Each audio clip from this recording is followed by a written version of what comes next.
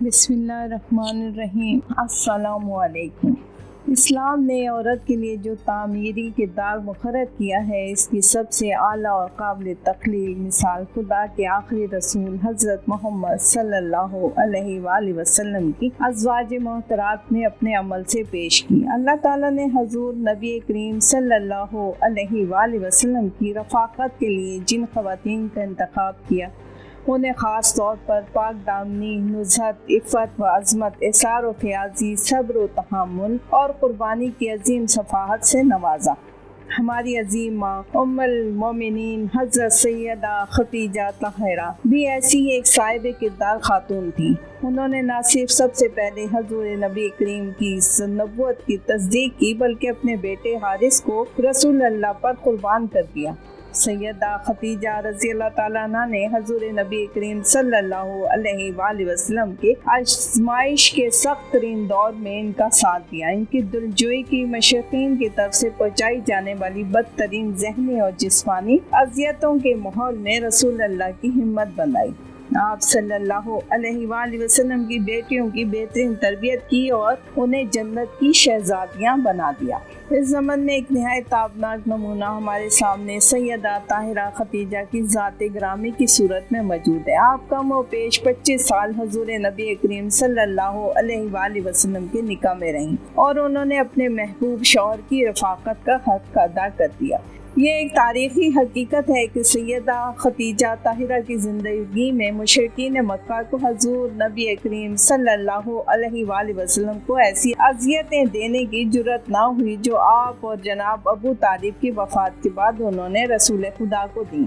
آج کی خواتین آپ کی 25 سالہ ازواج زندگی کے ایک ایک واقعے سے سبق اور رہنمائی حاصل کر سکتی ہیں۔ یہ واقعات ان کے لیے چراغ راہ کی حیثیت رکھتے ہیں۔ ہماری خواتین سیدہ خدیجہ طاہرہ کی زندگی سے رہنمائی حاصل کر کے اپنی زندگی کو خوشیوں اور کامرانیوں سے ہمکنار کر سکتی ہیں، اپنی زندگی اور آخرت کی زندگی کو کامیاب بنا سکتی ہیں۔ تو بسم اللہ الرحمن الرحیم۔ وہ حیرت سے چمکتے ہوئے روشن سورج کو اپنے گھر کے صحن میں اترتے ہوئے دیکھ رہی تھی۔ اس روشن سورج کی روشنی سے ان کا سارا گھر جگمگا اٹھا تھا۔ اس کے ساتھ ہی وہ نیند سے بیدار ہو گئیں۔ اس خواب نے ان کی حیرت میں مزید اضافہ کر دیا تھا۔ یہ کیسا انوکھا خواب ہے! ایسا انوکھا خواب تو انہوں نے زندگی میں پہلے کبھی نہیں دیکھا تھا۔ اس خواب نے ان کے خیالوں میں ہلچل مچا دی تھی اور تجسس پیدا کر دیا۔ انہوں نے اس خواب کی تعبیر معلوم کرنے کے لیے تورات اور انجیل کے مشہور اور معروف عالم ورقہ بن نوفل سے ملنے کا فیصلہ کر لیا۔ ورقہ بن نوفل ان کے چچا زاد بھائی تھے اور انہوں نے عیسائی مذہب اختیار کر رکھا تھا۔ وہ ورقہ بن نوفل کے گھر پہنچی اور انہوں نے اپنا خواب انہیں کہہ سنایا۔ خواب سن کر انہوں نے مسکراتے ہوئے کہا، اے خدیجہ، تم خوش ہو جاؤ، تم نے بہت مبارک خواب دیکھا ہے۔ تم نے جو روشن اور چمکیلا سورج اپنے گھر کے آنگن میں اترتے دیکھا ہے، یہ تو نور نبوت ہے جو تمہارے نصیب میں آئے گا اور تم اس سے فیض حاصل کرو گی۔ خواب کی یہ تعبیر سن کر ایک عجیب سی خوشی ان کے رگ و ریشے میں پھیل گئی۔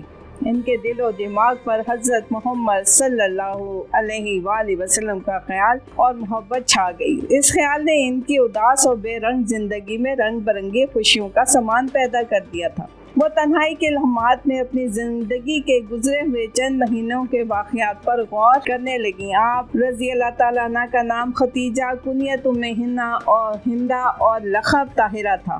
تقریباً 15 سال پہلے مکہ مکرمہ میں پیدا ہوئی۔ آپ رضی اللہ تعالیٰ عنہ کے والد کا نام خولید بن اسد بن عبد العزیٰ تھا۔ یہ خاندان قریش کا ایک ہرد العزیز سردار تھا۔ اس کا پیشہ تجارت تھا۔ اس کے گھر میں مال و دولت کی فراوانی تھی۔ اس کی کوئی اولاد نرینہ نہ تھی۔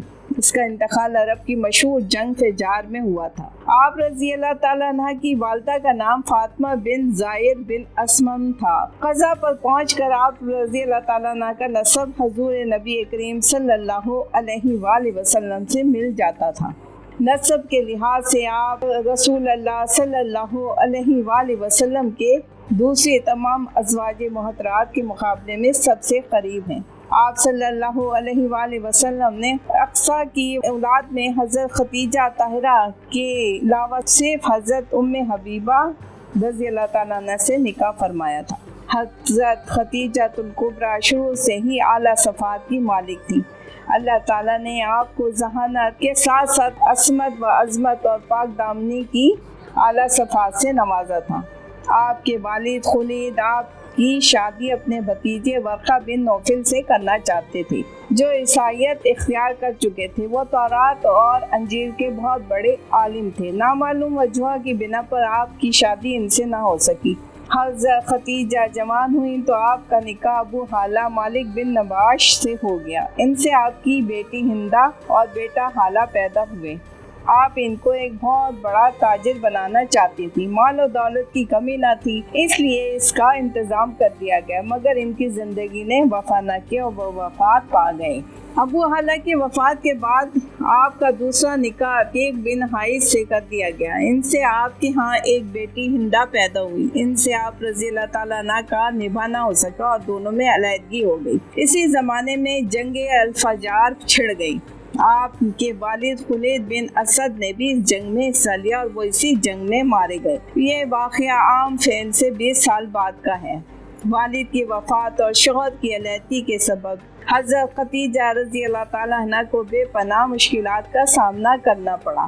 اس زمانے میں ایک عورت کا تجارت کرنا بڑا مشکل کام تھا۔ آپ رضی اللہ تعالیٰ عنہ کے خاندان کا ذریعہ معاش تجارت تھا اور آپ کا کوئی بھائی بھی نہ تھا، اس لیے آپ رضی اللہ تعالیٰ عنہ اپنے کاروبار تجارت کی نگرانی خود کیا کرتی تھیں۔ آپ اپنے عزیز و اقارب کو محافظہ دے کر تجارت کے لیے بھیجا کرتی تھیں۔ حضرت ختیجہ الزہرا کی دولت و ثروت، کریمانہ اور شریفانہ اخلاق نے تمام قریش کو اپنا گرویدہ بنا رکھا تھا۔ ہر شخص آپ سے نکاح کرنے کا خواہش مند تھا۔ ان دنوں ان کی تمام تر توجہ اپنی اولاد کی تربیت اور تجارت کو وسیع سے وسیع تر کرنے پر مرکوز تھی۔ جس طرح حضور نبی کریم صلی اللہ علیہ وآلہ وسلم کا بچپن اور لڑکپن نہایت پاکیزہ اور بے داغ تھا، اسی طرح آپ صلی اللہ علیہ وآلہ وسلم کی جوانی بھی پاکیزہ اور مثالی تھی۔ آپ صلی اللہ علیہ وآلہ وسلم کی راست بازی، صدق و دیانت اور اعلیٰ اخلاق مکہ کا ہر شخص نہ صرف قائل تھا بلکہ مدح تھا۔ آپ صلی اللہ علیہ وآلہ وسلم کی عقل مندی، حلم و وقار، خدمت خلق اور خوش خلقی کے چرچے مکہ کے گھر گھر میں تھے۔ سب لوگ آپ صلی اللہ علیہ وآلہ وسلم کو صادق اور امین کے اعلیٰ القاب سے یاد کرتے تھے اور آپ کی بے حد عزت کیا کرتے تھے۔ آپ اپنے چچا ابو طالب کے ساتھ بعض تجارتی سفر کرنے کے بعد تجارت اور کاروبار میں ماہر ہو چکے تھے۔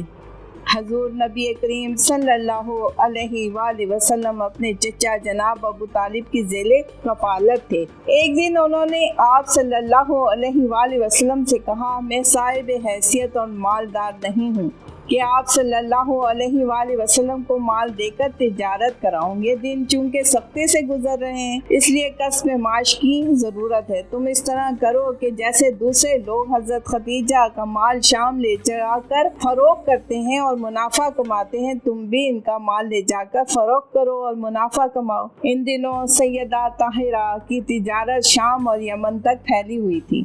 اس کام کے لیے انہوں نے بہت سے ملازم رکھے ہوئے تھے۔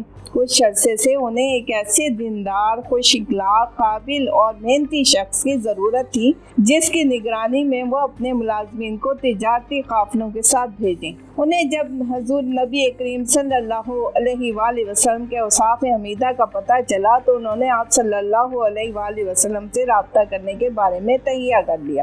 یہ بات بھی کہی جاتی ہے کہ جناب ابو طالب خود بی بی ختیجہ کے پاس گئے اور انہوں نے انہیں ترغیب دی کہ وہ اپنے تجارتی قافلے کی نگران کی حیثیت سے بھیجنے کے لیے حضرت محمد صلی اللہ علیہ وآلہ وسلم سے بات کر لیں۔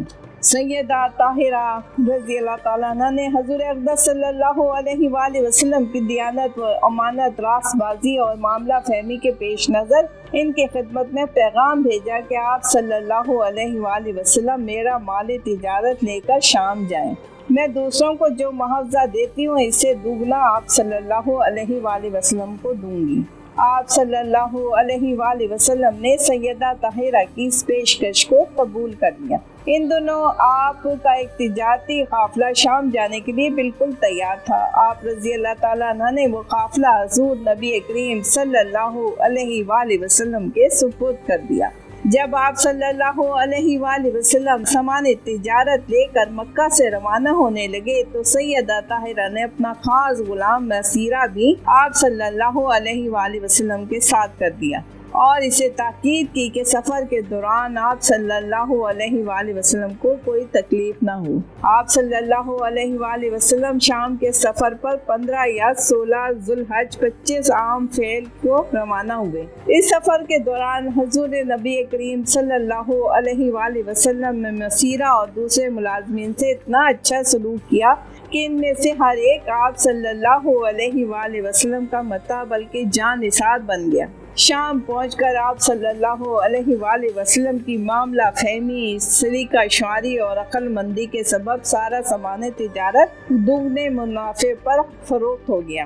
سفر کے دوران مسیرہ نے حضور نبی کریم صلی اللہ علیہ وآلہ وسلم کی بہت سی ایسی باتوں اور صفات کا مشاہدہ کیا جو عام انسانوں میں نہیں پائی جاتی، تو اس کے دل میں آپ صلی اللہ علیہ وآلہ وسلم کی عزت دو چند ہو گئی۔ جزاک اللہ۔